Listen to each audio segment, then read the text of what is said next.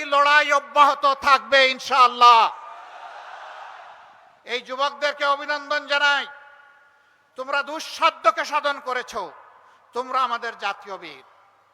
যারা জীবন দিয়েছে আল্লাহর দরবারে দোয়া করি, হে আল্লাহ তুমি তাদেরকে শহীদ হিসাবে কবুল করো, তাদের পরিবারকে তুমি সান্ত্বনা দান করো, আহতদেরকে তুমি সুস্থতার নিয়ামত দান করো, আর তাদের রেখে যাওয়া আমানত আমাদের ঘাড়ের উপর এর দায়িত্ব পালন করার তৌফিক আমাদেরকে দান করো।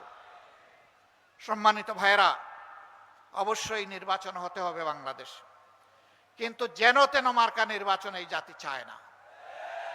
নির্বাচনের মতো নির্বাচন চায়, সুষ্ঠু নির্বাচন চায়, যেই নির্বাচনে পেশি শক্তি আর কালো টাকার খেলা চলবে না, এমন একটা নির্বাচন আমরা চাই। নরসিংদীবাসী আপনারাও কি চান? শিওর আপনারা চান? তাহলে বড় লড়াইয়ের জন্য প্রস্তুত থাকুন। এটা সহজে আসবে না, আমরা বুঝতে পারছি। একটা ধাক্কা 24 জুলাই আগস্টে দেওয়া হয়েছে, আর একটা ধাক্কা এই জাতিকে দিতে হবে। তার সত্যিকারের অধিকার প্রতিষ্ঠিত করার জন্য আমাদের ভোটার তালিকা সংশোধন করতে হবে।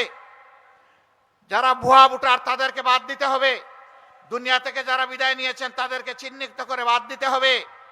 যে সমস্ত লোকেরা ভোটার হয়েছে কিন্তু নাম তালিকাভুক্ত হয় না, এই যুবকদেরকে তালিকাভুক্ত করতে হবে।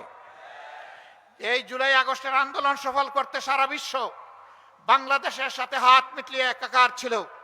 জেলে আমরা যেমন বাংলাদেশে ছিলাম, এই আন্দোলন করতে গিয়ে বিদেশেও আমাদের ভাইয়েরা জেলে গিয়েছে। তারা একই সাথে আমাদের সাথে যুদ্ধ করেছে, রিমিটেন্স বন্ধ করে স্বৈরাচারী সরকারকে লাল ফ্ল্যাগ দেখিয়েছিল।